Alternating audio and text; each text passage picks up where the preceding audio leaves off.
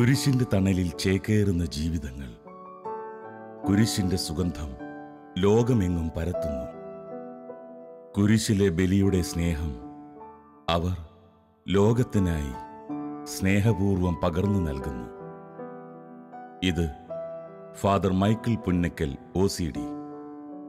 നിരവധി ശുശ്രൂഷകളാൽ ദൈവരാജവയലിൽ തളരാതെ മുന്നേറുന്ന ഒരു വൈദികൻ.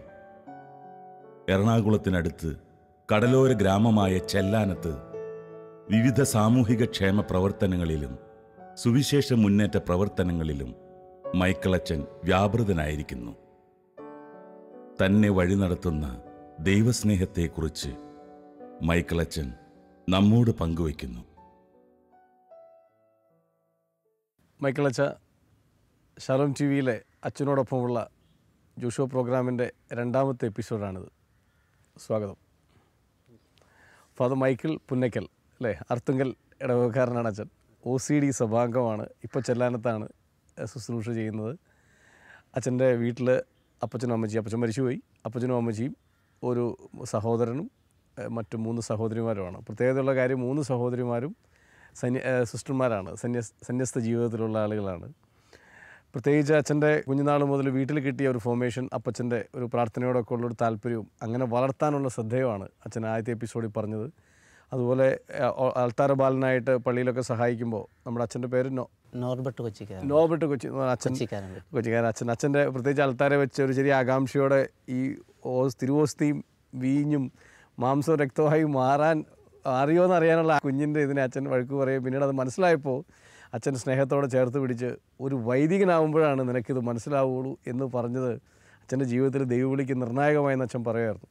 അതുപോലെ നമ്മുടെ അച്ഛൻ്റെ ഷെയറിങ്ങിൽ വളരെ പ്രധാനപ്പെട്ട് വന്ന വളരെ പാവപ്പെട്ടൊരു സാഹചര്യം, അച്ഛൻ്റെ വീട്, രോഗിയായിരുന്ന ഒരു അപ്പച്ചൻ, ഇതൊക്കെ വളരെ കഷ്ടപ്പാടിലൂടെ വന്നതാണെങ്കിലും ഇന്നും ആ ഒരു ബോധപൂർവമായ ദാരിദ്ര്യം ജീവിക്കാനുള്ള അച്ഛൻ്റെ ഒരു തീരുമാനവും, അത് ഒരു ചെരുപ്പൊക്കെ ഇടാതെ ഇന്ന് കർമ്മലീത്ത സഭയിൽ ഒരു വൈദികനായി ജീവിക്കുന്നതിൻ്റെ പിന്നിലെ പ്രചോദനം ഒക്കെ അച്ഛൻ പറഞ്ഞതായിരുന്നു. അങ്ങനെയാണ് നമ്മൾ അവസാനിപ്പിച്ചത്.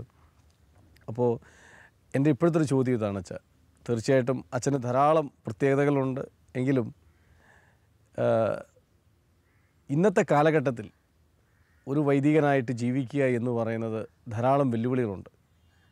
ഒരുപക്ഷെ നമ്മൾ ജോഷുവ പ്രോഗ്രാമിൽ വരുന്ന വൈദികരൊക്കെ നമ്മൾ കാണുന്നത് വളരെ അസാധാരണ വ്യക്തിത്വങ്ങളായതുകൊണ്ടൊന്നുമല്ല, പക്ഷേ പച്ചയായി ഈ വൈദിക ജീവിതം കർത്താവിനോട് ചേർന്ന് കൊണ്ടു നടക്കുന്ന ധീരരായ ആളുകൾ എന്നുള്ളതുകൊണ്ട് തന്നെയാണ്.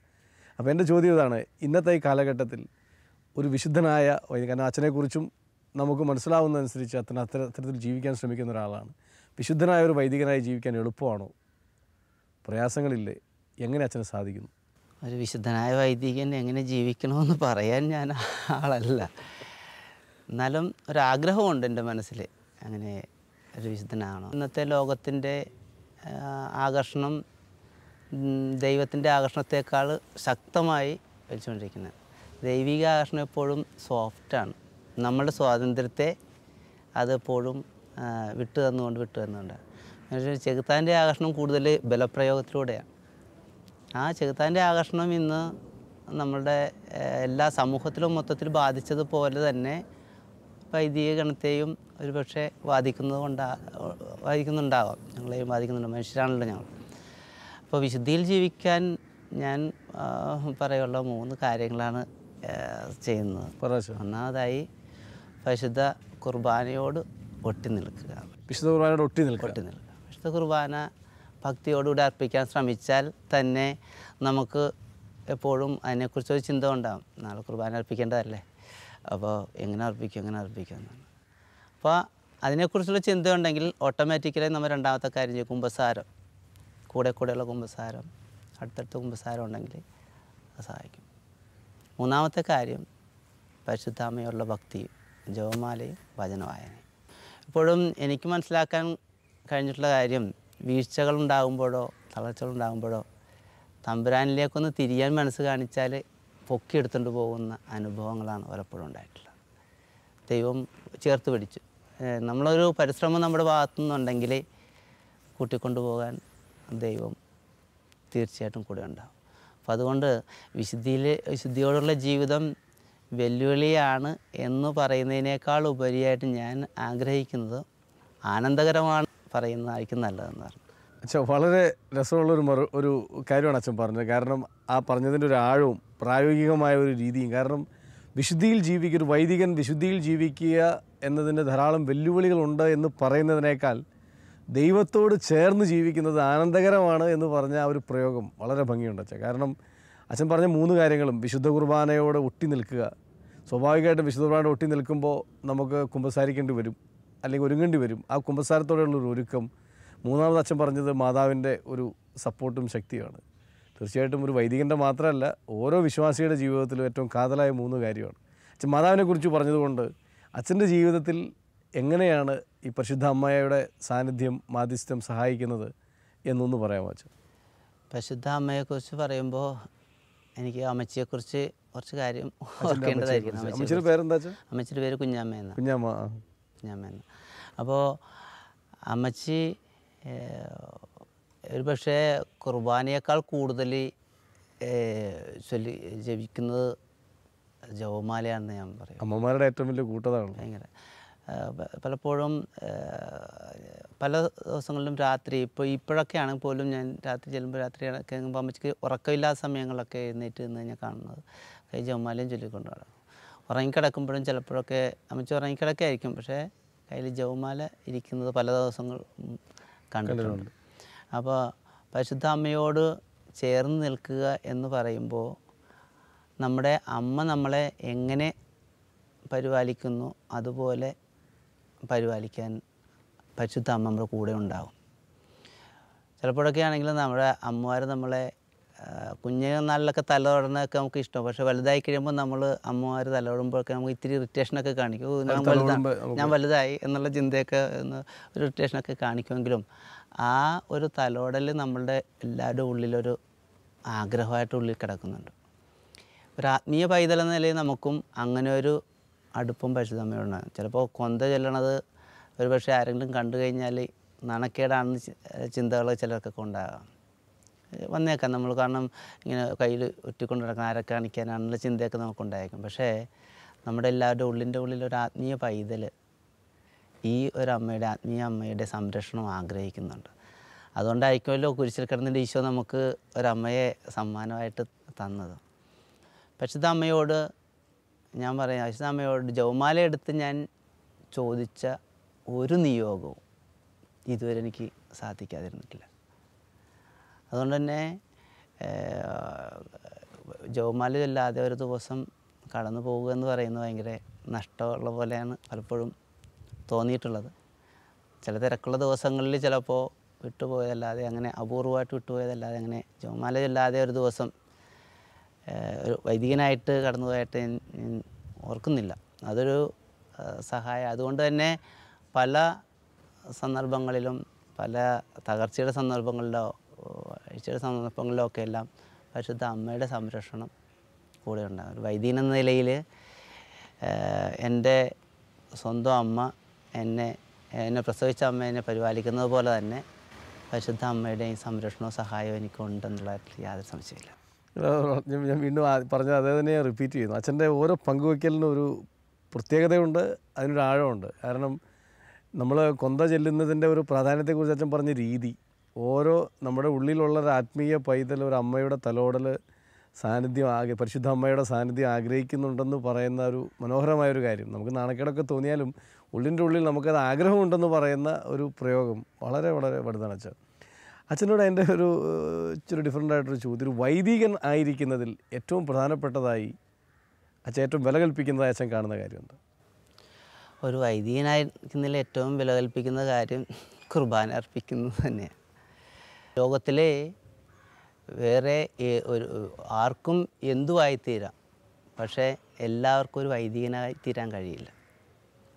ഇപ്പോൾ നമ്മുടെ പ്രധാനമന്ത്രിയോ അല്ലെങ്കിൽ അമേരിക്കൻ പ്രസിഡൻറ്റോ അല്ലെങ്കിൽ വേറെ ആരോ എന്ത് തരത്തിലുള്ളവർക്കാർക്കും അവർക്കാർക്കും ചെയ്യാനാവാത്തൊരു കാര്യമാണ് ദൈവത്തെ കയ്യിലെടുക്കാൻ കഴിയുക എന്നുള്ളത്. അപ്പോൾ അതൊരു ഏറ്റവും ശ്രേഷ്ഠകരമായ ഒരു കാര്യമായിട്ടാണ്, അതാണ് ഏറ്റവും പൗരോഹിത്യത്തിലെ ഏറ്റവും ശ്രേഷ്ഠകരമായിട്ടുള്ള കാര്യമായിട്ട് എനിക്ക് തോന്നിയിട്ടുള്ളത്. അപ്പോൾ അതുകൊണ്ട് തന്നെ ആ കുർബാന എന്നിൽ അലിഞ്ഞു ചേരുന്നത് കൊണ്ട് തന്നെ ഞാനും ഒരു ദൈവം നോക്കിക്കാണുന്നത് പോലെ തന്നെ മറ്റുള്ളവരെ കാണണം എന്നുള്ളൊരു ചിന്തപ്പാടും മനസ്സിലുണ്ട്. ഈ ദൈവം നോക്കിക്കാണുന്നത് പോലെ തന്നെ മറ്റുള്ളവരെ നോക്കിക്കാണണം എന്നൊരു പ്രയോഗം അച്ഛൻ പറയുമ്പോൾ എൻ്റെ ഒരു ചിന്ത, ഒരു ക്രിസ്തീയ ജീവിതത്തിൻ്റെ ഏറ്റവും വലിയ കാര്യമെന്ന് പറയുന്നതും മറ്റുള്ളവരുടെ ജീവിതത്തിലേക്ക് നമ്മൾ നോക്കുന്നതാണല്ലോ. അത് അസൂയയോടെ നോക്കുന്നതോ അല്ലെങ്കിൽ നമ്മൾ മറ്റു വിധം നോക്കുന്നതല്ല, മറിച്ച് ഒരു ക്രിസ്തുവിനെ പങ്കുവയ്ക്കുക, നമ്മൾ അനുഭവിച്ച ഈ സൗഭാഗ്യം മറ്റുള്ളവരും അറിയണം എന്നുള്ളൊരു ആഗ്രഹത്തോടെയുള്ള, നമ്മൾ സാധാരണ പറയുന്നത് പോലെ മാമോദിസ വെള്ളം തലയിൽ വീണ ഓരോ ക്രിസ്ത്യാനിയുടെയും ദൗത്യമാണ് ഒരു പ്രേക്ഷിതനാവുക എന്ന് പറയുന്നത്. ഒരു വൈദികൻ എന്ന നിലയിൽ ഈ പ്രേക്ഷിത പ്രവർത്തനത്തിൻ്റെ മറ്റെന്ത് നമ്മൾ പറയുമ്പോഴും പ്രേക്ഷിത പ്രവർത്തനം എന്ന് പറഞ്ഞാൽ എന്താ? ഈശോയെ കൊടുക്കുന്നതാണ്, ഈശോയെ മറ്റുള്ളവർക്ക് കൊടുക്കുന്നതാണ്. എന്താണ് അച്ഛൻ അത്ര ഒരു കാര്യത്തെക്കുറിച്ച് അച്ഛൻ്റെ അനുഭവം, അച്ഛൻ്റെ ജീവിതം, അച്ഛൻ്റെ ആഗ്രഹം? ഞങ്ങളുടെ കുരിശിൻ്റെ വിശുദ്ധ യോഹന്നാൻ എന്നൊരു പുണ്യവാളനുണ്ട്, ഞങ്ങളുടെ ആത്മീയ പിതാവാണ്. പിതാവ് പറയും, ജീവിതാവസാനം നീ വിധിക്കപ്പെടുക സ്നേഹത്തെ അടിസ്ഥാനമാക്കിയിട്ടായിരിക്കുള്ളൂ. നമ്മളിപ്പോൾ പറഞ്ഞു കുർബാന അർപ്പിക്കുന്നത് നല്ലതാണ്, ജപമാല ചൊല്ലുന്നത് നല്ലതാണ്, അതൊക്കെ നല്ല, വചനം വായിക്കുന്നത് നല്ലതാണ്. പക്ഷേ അന്ത്യവിധിയുടെ സമയത്ത് കർത്താവ് പറഞ്ഞേക്കുന്നത് ഒരിക്കലും നീ കുർബാന അർപ്പിച്ചോ അതിനൊന്നും, നീ സ്നേഹിച്ചോ എന്നുള്ളതാണ്. അപ്പോൾ നമ്മളുടെ കുർബാന അർപ്പണമോ നമ്മുടെ മറ്റു കൂദാശകളോ ജപമാലയോ ഒക്കെ എല്ലാം സഹോദരങ്ങളെ സ്നേഹിക്കാൻ സാധിക്കുന്നില്ല എങ്കിൽ അതൊക്കെ യൂസ്ലെസ് ആയിട്ട് മാറും. അതിനു വേണ്ടിയിട്ടുള്ള ശക്തിയാണ് നമ്മൾക്ക് കുർബാനയിൽ നിന്ന് മറ്റ് കൂദാശകളിൽ നിന്നൊക്കെ എല്ലാം സംഭരിക്കുന്നത്. അപ്പോൾ ഏറ്റവും കുർബാന അർപ്പിക്കുക എന്നുള്ള ഏറ്റവും ശ്രേഷ്ഠമായ കാര്യമായിട്ട് ഞാൻ കാണുന്നുവെങ്കിലും ആ കുർബാന അർപ്പിക്കുന്ന ഞാൻ എൻ്റെ സഹോദരൻ്റെ വേദന കാണാനോ അല്ലെങ്കിൽ അവരെ സഹായിക്കാൻ ഒരവസരം കിട്ടുമ്പോൾ ഞാനത് നിഷേധിക്കുകയാണെങ്കിൽ എൻ്റെ കുർബാന അർപ്പണം വെറും ഒരു അനുഷ്ഠാന തലത്തിൽ നിലനിൽക്കുന്നതായിട്ട് മാറും. ഞാൻ വീണ്ടും എൻ്റെ ചോദ്യം ഒന്നുകൂടെ ഞാൻ അതിലേക്ക് കൊണ്ടുവരിക. കാരണം അച്ഛൻ പറഞ്ഞതിനെ അങ്ങേയറ്റം ബഹുമാനിച്ചുകൊണ്ട് തന്നെ, കാരണം സ്നേഹത്തിൻ്റെ അളവുകളാണ് കർത്താവിന് മുമ്പിലുള്ളൂ, സത്യമാണ്. പക്ഷേ ഈ സ്നേഹം എന്ന് പറയുന്നിടത്തും നമ്മൾ കാണുന്നൊരു കാര്യം, ഇന്ന് ധാരാളം ആളുകൾ ഉപദേശത്തിന് നമ്മുടെ നാട്ടിലൊരു പഞ്ഞമില്ല, അല്ലെങ്കിൽ പ്രസംഗങ്ങൾക്ക് പഞ്ഞമില്ല, അല്ലെങ്കിൽ നമ്മളൊരാളെ എത്ര നിർബന്ധിച്ച് കൊണ്ടുപോയാലും അതൊരു പരിധിയുണ്ട്. പക്ഷേ ക്രിസ്തുവിനെ കണ്ടുമുട്ടിയ ആളുകളുടെ ജീവിതത്തിൽ വ്യത്യാസമുണ്ട് എന്നതിൻ്റെ തെളിവാണ് അച്ഛൻ്റെ ജീവിതം പോലും. അപ്പം ഞാൻ ചോദിച്ച ചോദ്യത്തിലേക്ക് ഒന്നുകൂടെ തിരിച്ചു വരുന്നത്, യേശുവിനെ മറ്റുള്ളവർ കാണിച്ചു കൊടുക്കുക എന്നൊരു മേഖലയിൽ ഒരു വൈദികൻ എന്ന നിലയിൽ അച്ഛൻ എങ്ങനെ കാണുന്നു? യേശുവിനെ പകർന്നു കൊടുക്കാൻ വേണ്ടിയിട്ടാണ്, യേശുവിനെ ചൂണ്ടിക്കാണിച്ചു കൊടുക്കാൻ വേണ്ടിയിട്ടാണല്ലോ ഒരു വൈദികനും അയക്കപ്പെട്ടിട്ടുള്ളത്. നമ്മളെ വൈദിക ജീവിതത്തെക്കുറിച്ച് പറഞ്ഞാൽ നീ വിളിച്ചു അടുത്തിരുത്തി പറഞ്ഞയച്ചു എന്നുള്ളതാണല്ലോ. തനിക്കിഷ്ടമുള്ളവരെ തൻ്റെ അടുത്തേക്ക് വിളിച്ചു, അവരെ പറഞ്ഞയച്ചു. ആ പറഞ്ഞയച്ച വ്യക്തികളെ സംബന്ധിച്ചിടത്തോളം ക്രിസ്തുവായി മാറുക, ക്രിസ്തുവായി ജീവിക്കുക എന്നുള്ളതാണ് ഉത്തരവാദിത്വം. ഭാരിച്ചതാണ്, ഒരു ഐഡിയൽ ലെവൽ നമ്മൾ അതിന് വേണ്ടിയിട്ട് പരിശ്രമിക്കുകയും ചെയ്യാം. അപ്പോൾ ക്രിസ്തുവിനെ ചൂണ്ടിക്കാണിച്ചു കൊടുക്കാൻ പറ്റുന്ന ഏറ്റവും എളുപ്പമുള്ള മാർഗം ക്രിസ്തു സ്നേഹിച്ചതുപോലെ സ്നേഹിക്കുക. നമുക്ക് കാണിക്കുക. ഇപ്പോൾ നമുക്ക് നഷ്ടമില്ലാത്ത ചില കാര്യങ്ങളിലൂടെ ക്രിസ്തുവിനെ കാണിക്കാം. നമുക്കിപ്പോൾ നമ്മുടെ സഹോദരങ്ങൾ, വിഷമിച്ചിരിക്കുന്ന സഹോദരങ്ങൾ നോക്കി ഒന്ന് ചിരിച്ചുകൊണ്ട് നടന്നു പോകാൻ കഴിഞ്ഞാൽ നമ്മൾ നടന്നു പോകുമ്പോഴും അല്ലെങ്കിൽ കണ്ടുമുട്ടുന്ന വ്യക്തികൾ നോക്കി ഒരു പുഞ്ചിരി കൊടുക്കുക ഒരിക്കലും ഒരു നഷ്ടമുള്ള കാര്യമല്ല. പക്ഷേ ആ ഒരു പുഞ്ചിരി സ്നേഹത്തോ ക്രിസ്തുവിൽ നിന്നുള്ള ക്രിസ്തീയ അനുഭവത്തിൽ നിന്നുള്ളതാണെങ്കിൽ അത് ആ വ്യക്തിയിൽ കടന്നു ചെല്ലും, അത് ആ വ്യക്തിക്ക് ക്രിസ്തു അനുഭവം പകർന്നു കൊടുക്കാൻ കഴിയും എന്ന് വിശ്വസിക്കുന്നവനാണ് ഞാൻ. അച്ഛാ, വളരെ വളരെ വളരെ കൃത്യമായൊരു കാര്യം തന്നെയാണ് അച്ഛാ. ഞാൻ എന്നോട് ചേർത്ത് ചോദിക്കുന്നത്, ഇന്ന് നമ്മുടെ ജീവിതത്തിൽ ഏറ്റവും കൂടുതൽ ഇന്ന് സമൂഹത്തിൽ വെല്ലുവിളിയുള്ള രണ്ട് മേഖലകളെന്ന് ഞാൻ കരുതുന്നത് കുടുംബങ്ങളും ചെറുപ്പക്കാരുമാണ്. ഒരുപക്ഷെ അച്ഛനും അത്തരം ധാരാളം ആളുകളുമായിട്ട് ഇൻറ്ററാക്ട് ചെയ്യുന്നു. അത്തരം ചില കാര്യങ്ങളെക്കുറിച്ച് അച്ഛൻ എന്താണ് നമ്മുടെ പ്രേക്ഷകരോടും ഒക്കെ പറയാനുള്ളത്? ആദ്യത്തെ ചോദ്യം ചെറുപ്പക്കാരെക്കുറിച്ചാണ്. ചെറുപ്പക്കാരെ ഇപ്പോൾ ഞാൻ ചെല്ലാനത്ത് വരുന്ന രണ്ടാമത്തെ തവണയാണ്. ആദ്യത്തെ തവണ ഞാൻ ഒരു കൊച്ചച്ഛനായിട്ട് പട്ടം കിട്ടിയ ഒരു ഫസ്റ്റ് അപ്പോയിൻമെൻറ്റ്, ഒരു ടെമ്പററി അപ്പോയിൻമെൻറ്റ് കുട്ടിക്കാനത്ത് കഴിഞ്ഞാൽ ഫസ്റ്റ് അപ്പോയിൻമെൻ്റ് എന്ന നിലയ്ക്ക് ചെല്ലാനത്താണ് ആദ്യമായിട്ട് എനിക്ക് കിട്ടുന്നത്. അന്ന് അവിടെ ഈ ചെറുപ്പക്കാർ ഇപ്പോഴുള്ള അവസ്ഥയേക്കാളും കുറച്ചുകൂടെ മോശമായൊരവസ്ഥയിലാണ്. ഇത്തിരി തല്ലുപിടുത്തം ഒക്കെ ഉള്ള സമയമാണ്. അപ്പോൾ എൻ്റെ അപ്പോയിൻമെൻറ്റ് കിട്ടിയ അന്ന് രാത്രി ഞാൻ കുർബാന അർപ്പിച്ചിട്ടില്ല, പിള്ളേർക്ക് ആർക്കും എന്നെ അറിയാൻ പാടില്ല, അങ്ങനത്തെ സമയമാണ്. അന്ന് ഞാൻ ഗേറ്റ് അടക്കാൻ വേണ്ടി വന്നപ്പോൾ അവിടെ കുറച്ച് പിള്ളേർ കൂടി നിന്നുകൊണ്ട് ഒരു പാസ്റ്ററിനെ കുറച്ച് നേരം കളിയാക്കി, എന്തൊക്കെ പാസ്റ്ററിനെ കളിയാക്കി. അത് കഴിഞ്ഞിട്ട് പിന്നെ അയാൾക്ക് വേണ്ടിയിട്ട് വണ്ടി പിടിക്കാൻ വേണ്ടിയിട്ട് ഇത്തിരി വെള്ളത്തിലാണ് അവർ അങ്ങനെ കൈ കാണിച്ച്. പുറകെ ഓട്ടോയിൽ വന്നവരും ഇവരും തമ്മിൽ ഭയങ്കര ക്ലാഷായി. ഞാൻ മഫ്റ്റിയിലായിരുന്നു. പെട്ടെന്ന് ഞാൻ അങ്ങോട്ട് ചെന്നിട്ട് അപ്പോൾ എനിക്ക് ആരും അറിയാൻ പാടില്ല. അപ്പോൾ ഒരു പയ്യനെന്ന് വെച്ചിട്ട് ഞമ്മളുടെ മാറിയിക്കടാന്ന് പറഞ്ഞു. അങ്ങോട്ട് മാറിയിക്കെന്ന് പറഞ്ഞ് ഇടക്കോട്ട് ചെന്ന് ഇവനപ്പം തന്നെ എടുത്ത് നീ ആരാടാ ചോദിക്കാതെ പറഞ്ഞിട്ട് ഇങ്ങനെ ചോദിച്ചായിരുന്നു. അപ്പോൾ ഞാൻ പറഞ്ഞു ഞാൻ ഈ പള്ളിയിലേക്ക് വന്ന അച്ഛനാണെന്ന് പറഞ്ഞു. പള്ളിയുടെ മുമ്പിൽ കിടന്ന് പെട്ടെന്ന് അവരിങ്ങനെ വെച്ചാൽ അറിയാൻ പാടില്ലാതെ ആ പ്രശ്നം സോൾവ് ആയിപ്പോയി. പെട്ടെന്ന് എൻ്റെ മനസ്സിലേക്ക് എന്ത് ചെയ്തു, ഞാനൊരു വൈദികനാണ് എന്ന് ബോധ്യപ്പെട്ടാൽ യുവജനവും എന്നെ ബഹുമാനിക്കുന്നുണ്ട്. അതിൻ്റെ പേരിലൊരു കേസൊക്കെ ഉണ്ടായിരുന്നു. പിന്നെ പ്രശ്നമൊക്കെ കഴിഞ്ഞിട്ട് ആ കേസ് ഒതുക്കി തീർക്കാൻ വേണ്ടിയിട്ട് ഇവരെല്ലാം കൂടെ എൻ്റെ അടുക്കെ വന്നു. ഞാൻ അപ്പോൾ ഇടപെട്ട ആ പ്രശ്നം തീർന്നു. പക്ഷേ പ്രശ്നം തീർന്നതോടുകൂടി ഈ പിള്ളേരുമായിട്ട് എനിക്കൊരു നല്ലൊരു ബന്ധം ഉണ്ടായി. ആ പിള്ളേരിൽ കുറച്ച് ഞങ്ങൾ വേറെ ഈ ആഘോഷങ്ങളൊക്കെ എല്ലാം വേറിട്ട രീതിയിൽ ഒരു രക്തദാനമൊക്കെ ആകുമ്പോൾ അതുപോലുള്ള കാര്യങ്ങളൊക്കെ കാണിക്കാൻ തുടങ്ങി. പിന്നീട് പിള്ളേർ ഞാൻ എന്ത് പറഞ്ഞാലും ചെയ്യും എന്നുള്ളൊരു ലെവലിലായി. അതുകൊണ്ട് തന്നെ ഇപ്പോഴാണെങ്കിലും ഞാൻ ഇപ്പോൾ ഏതെങ്കിലും കുട്ടികൾ സിഗരറ്റ് ഐഡിയ വാങ്ങിച്ചുകൊണ്ടിരിക്കുമ്പോൾ എന്നെ അന്നറിയാവുന്ന പിള്ളേർ ആരെങ്കിലും എന്നെ കണ്ടു കഴിഞ്ഞാൽ അവരത് കളയും.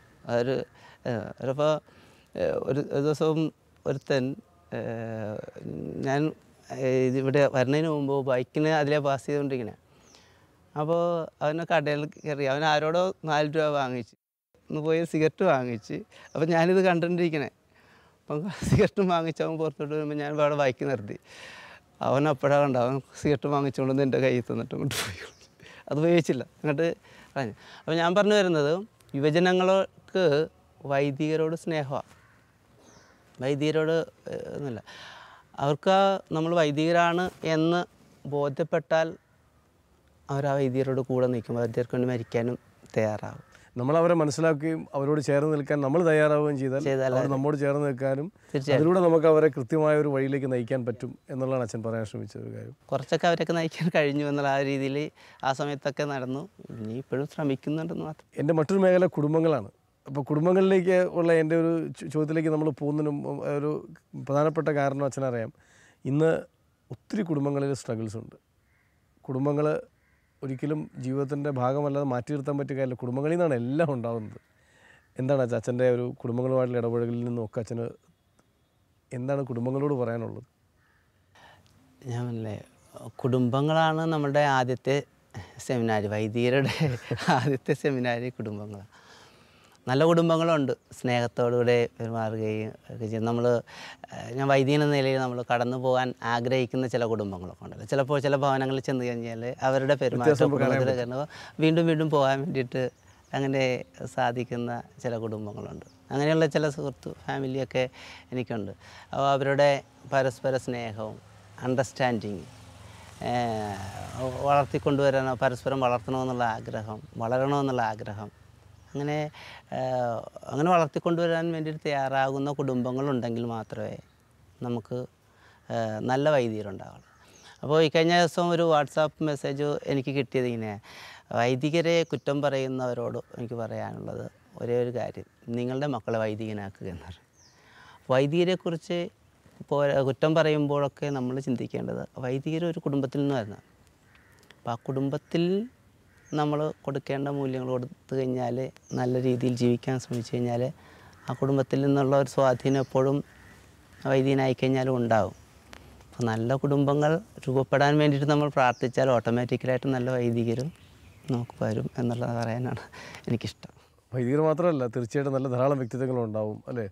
ഇന്ന് തീർച്ചയായിട്ടും നമുക്കറിയാം ചിലപ്പോൾ വൈദികരുടെ ഭാഗത്ത് നിന്ന് വീഴ്ചകളുണ്ടാവുന്നുണ്ട്.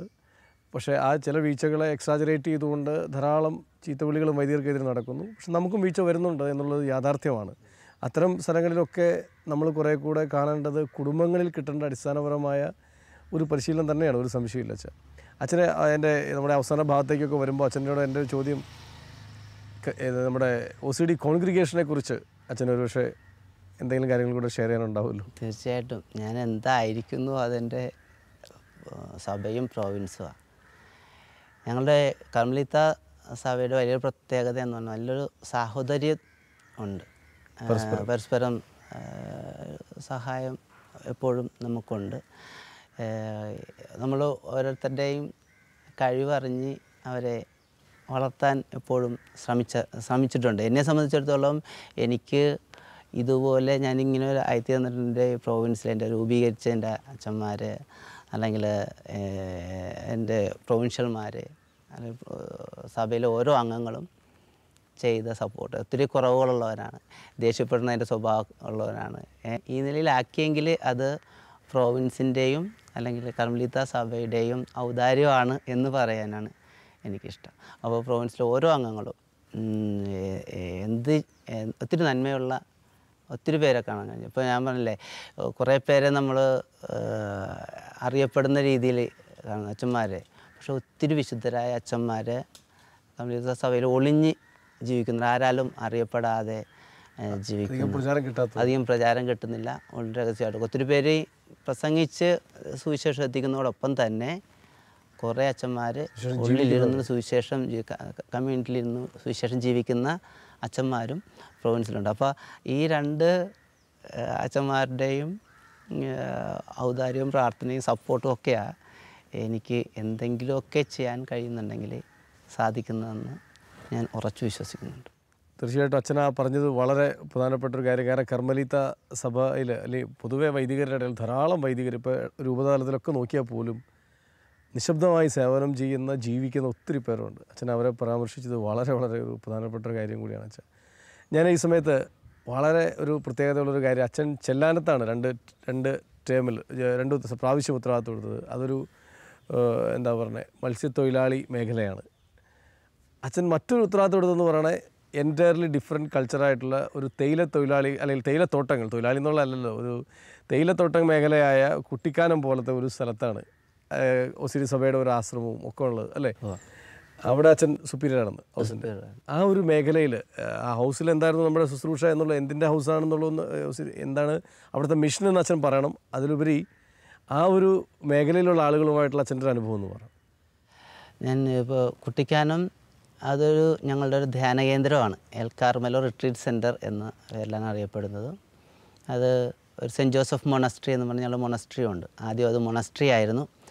അതായത് പണ്ട് സ്പാനിഷ് ഫാദേഴ്സൊക്കെ അവിടെ ഒത്തിരി ശുശ്രൂഷ ചെയ്തിരുന്നതാണ്. വിജയപുരം രൂപതയിലെ പല ഇടങ്ങളിലും ശുശ്രൂഷ ചെയ്യാൻ വേണ്ടിയിട്ട് അവിടെ ഒരു റെസ്റ്റ് ഹൗസ് എന്ന രീതിയിൽ അവിടെ പോയി വന്ന് റെസ്റ്റ് ചെയ്തിട്ട് പോയി അടുത്ത സ്ഥലങ്ങളിലൊക്കെ പോയി കുർബാന അർപ്പിക്കാനൊക്കെ ഉപയോഗിച്ചിരുന്നൊരു ആശ്രമമാണത്. പിന്നീടാണ് ഒരു 5-8 വർഷങ്ങളേ ആയിട്ടുള്ളൂ, 5-6 വർഷങ്ങളേ ആയിട്ടുള്ളൂ അതൊരു ധ്യാന ഭവനമായിട്ട് ഉയർത്തിക്കൊണ്ടുവരാൻ ശ്രമിച്ചിട്ട്. അവിടെ കുറച്ചുകൂടെ ഒരു പ്രെയർഫുൾ അറ്റ്മോസ്ഫിയറാണ്. പിന്നെ അവിടെയുള്ള ജനങ്ങളാണെങ്കിൽ തന്നെയാണ് ആത്മീയത ആഗ്രഹിക്കുന്ന ജനങ്ങളാണ്. ഒത്തിരി സ്പിരിച്വൽ ഗൈഡൻസ്, പ്രത്യേകിച്ച് ഒരു സ്പിരിച്വൽ ആയിട്ട് പ്രത്യേകിച്ച് കർമ്മലിത്ത ചൈതന്യം അല്ലെങ്കിൽ ആത്മീയതയുടെ ആഴം അധികം അറിയാത്ത ഒരു മേഖലകളായിട്ടാണ് എനിക്ക് തോന്നിയിട്ടുള്ളത്. അപ്പോൾ അവിടെയൊക്കെ കുറച്ച് കൂടുതൽ സുവിശേഷ വേലകൾ ചെയ്യാൻ വേണ്ടിയിട്ട് ഒത്തിരി സ്കോപ്പുള്ളൊരു ഇടമാണ്. നല്ല മനുഷ്യരാണ്, സ്നേഹമുള്ളവരാണ്, ആത്മീയത ദാഹിക്കുന്നവരാണ്. എത്ര ദൂരം വേണമെങ്കിലും അവർ യാത്ര ചെയ്യാൻ ഒരു മടിയില്ല. ഞാൻ ഓർക്കുന്നുണ്ട്, അവിടെ നമ്മുടെ അടുത്തൊക്കെ എല്ലാം തൊട്ടടുത്ത് പള്ളി ഉണ്ടെങ്കിലും ചിലപ്പോൾ നമ്മൾ ഡെയിലി കുർബാനയ്ക്ക് വരണമെന്നില്ല. പക്ഷെ അവിടെ പല പള്ളികളിലും ചില മലകൾ കയറി ഇറങ്ങി കുർബാനയ്ക്ക് വരുന്ന ആൾക്കാരുണ്ട്. അപ്പോൾ അവർക്ക് അങ്ങനെ ഒരു ദാഹമുള്ളൊരു ജനമാണ് അവിടെ എന്ന് എനിക്ക് മനസ്സിലായി. പൊതുവേ നമുക്ക് ഈ വർഷങ്ങളുടെ പാരമ്പര്യം കൊണ്ട് നമ്മളൊരു മരവിച്ച അവസ്ഥയിലേക്ക് പോകുന്ന സാഹചര്യങ്ങൾക്ക് വിരുദ്ധമായിട്ട് വിശ്വാസം ചൂടോടെ അനുഭവിച്ചതിൻ്റെ ആ ഒരു വലിയ തീക്ഷ്ണത പലപ്പോഴും ഇത്തരത്തിൽ വിശ്വാസം വൈകി അനുഭവിക്കാൻ പറ്റിയവർ മുഖത്ത് നമ്മൾ കാണുന്നുണ്ട്, ജീവിതത്തിൽ നമ്മൾ കാണുന്നുണ്ട്. അതുമാത്രമല്ല, അങ്ങനത്തെ ഒരു മേഖലയിലുള്ള ആളുകൾ കുറേ കൂടെ പച്ചയായ മനുഷ്യരുമാണ്. വിശ്വാസത്തിലായാലും എവിടെയായാലും ആത്മാർത്ഥതയുള്ളവരാണ്. സന്തോഷം അച്ഛൻ അങ്ങനത്തെ ഒരു കാര്യം പറഞ്ഞത്. നമ്മളുടെ ഏറ്റവും അവസാനത്തെ ഒരു ചോദ്യം ഇതാണ്. ഫാദർ മൈക്കിൾ പുന്നക്കൽ OCD, അച്ഛൻ്റെ ജീവിതം തമ്പുരാൻ ഇനിയും ധാരാളം മുൻപോട്ട് നൽകട്ടെ. ഒരുപക്ഷെ ഇന്ന് ഉള്ള സാഹചര്യങ്ങളൊക്കെ മാറാം, കുറേ കൂടെ വെല്ലുവിളികളുള്ള ശുശ്രൂഷകൾ ഏൽപ്പിക്കപ്പെടാം. എങ്ങോട്ടാണ് സഭ നമ്മളെ ഒരു വൈദികനായി ഇനി ഉത്തരവാദിത്തങ്ങൾ ഏൽപ്പിക്കുക എന്നൊന്നും അറിയത്തില്ല. പക്ഷെ അച്ഛൻ്റെ ആഗ്രഹം, കർത്താവിനോടുള്ള ഒരു വൈദികൻ എന്ന നിലയിലുള്ള അച്ഛൻ്റെ ഒരു പ്രാർത്ഥന എന്താ? എൻ്റെ പ്രാർത്ഥന എൻ്റെ അവസാനത്തെ ശ്വാസം ഫാദർ മൈക്കിൾ പുന്നക്കൽ എന്ന നാമത്തിൽ തന്നെ ആയിരിക്കട്ടെ എന്നുള്ളതാണ്. അല്ലാതെ പൗരോഹിത്യം വിട്ടൊരു ജീവിതം ഉണ്ടാവരുത് എന്നാണ്. എൻ്റെ അവസാനത്തെ ശ്വാസത്തിലും എൻ്റെ പൗരോഹിത്യത്തെ നെഞ്ചോട് ചേർത്ത് നിൽക്കുന്ന ഒരു വൈദികനായി മാറാനും സാധിക്കുന്ന രീതിയിൽ എന്നാലാവുന്ന വിധം ക്രിസ്തു ആഗ്രഹിക്കുന്ന രീതിയിലൊരു ജീവിതം നയിക്കാൻ കർത്താവ് എനിക്ക് കൃപ തരട്ടെ എന്ന മാത്രം ഒരു പ്രാർത്ഥനയാണ് എനിക്കുള്ളത്. അടിപൊളി അച്ഛാ. കാരണം അവസാന ശ്വാസം വരെ വൈദികനായി ജീവിക്കാനുള്ള അച്ഛൻ്റെ ആഗ്രഹം അച്ഛാ പറഞ്ഞ ഒരു രീതി തന്നെ വളരെ വളരെ വളരെ ഭംഗിയുണ്ട് അച്ഛാ. കാരണം മരിക്കുന്ന അവസാന ശ്വാസത്തിലും ഫാദർ മൈക്കിൾ പുന്നക്കൽ OCD ആയിട്ട് മരിക്കാനാണ് അച്ഛൻ്റെ ആഗ്രഹം. തീർച്ചയായിട്ടും ദൈവം അത് കാക്കും. ആ ഒരു വിശ്വസ്തതയാണ് അച്ഛൻ്റെ ബലം. ആ ഒരു ദൈവാശ്രയത്വമാണ് അച്ഛൻ്റെ ഏറ്റവും വലിയൊരു മനോഹരമായ ശൈലി. അത് മുന്നോട്ട് പോട്ടെ അച്ഛാ. അച്ഛൻ പറഞ്ഞ ഒരു കാര്യം കൂടെ പറഞ്ഞിട്ട് എനിക്ക് എപ്പിസോഡ് അവസാനിപ്പിക്കാനാണ് എനിക്കിഷ്ടം. കാരണം അച്ഛൻ പറയുമായിരുന്നു വിശുദ്ധിയുള്ള ഒരു ജീവിതത്തിന് വൈദികർക്ക് വെല്ലുവിളികളില്ലേ എന്ന് ഞാൻ ചോദിച്ചപ്പോൾ, വൈദികർക്ക് വിശുദ്ധിയോടെ ജീവിക്കാൻ വെല്ലുവിളികളുണ്ട് എന്ന് പറയുന്നതിനേക്കാൾ അച്ഛൻ ഇഷ്ടപ്പെടുന്നത് ദൈവത്തോട് ചേർന്ന് ജീവിക്കുന്നത് ആനന്ദകരമാണ് എന്ന് പറയാനും എന്ന് തിരിച്ചറിവ് പറയാനാണ് എന്ന്. ഒരിക്കലും ഈ ആനന്ദം അച്ഛനെ നഷ്ടപ്പെടാതിരിക്കട്ടെ. എന്നും ദൈവത്തോട് ഒട്ടിച്ചേർന്നിരിക്കാൻ അച്ഛൻ പറഞ്ഞ 3 കാര്യങ്ങളും വിശുദ്ധ കുർബാനയും കുമ്പസാരവും മാതാവും സഹായിക്കട്ടെ. ജോഷുവ പ്രോഗ്രാമിലുള്ള അച്ഛൻ്റെ ഈ സാന്നിധ്യത്തിനും 2 എപ്പിസോഡിലെ പങ്കുവെക്കലുകൾക്കും ശാലോം TVയുടെ പേരിൽ ഏറെ നന്ദി. ശിമയോനും യാക്കോബും യോഹന്നാനും വലകഴുകും വലക്കാരും വഞ്ചിക്കാരും. ശിമയോനും യാക്കോബും യോഹന്നാനും വലകഴുകും വലക്കാരും വഞ്ചിക്കാരും. ഒരു നിമിഷം കേൾക്കാമോ നിങ്ങൾക്കായി നൽകാം ഞാൻ ഇന്നൊരു സന്ദേശം. നിങ്ങളെ സാക്ഷാൽ മുക്കുവരാക്കാൻ ഉതകും സുവിശേഷം. നിങ്ങളെ സാക്ഷാൽ മുക്കുവരാക്കാൻ ഉതകും സുവിശേഷം. ആഴക്കടലിൽ പോകുവിൻ, ആഴത്തിൽ വലയെറിയുവിൻ. ആഴക്കടലിൽ പോകുവിൻ, ആഴത്തിൽ വല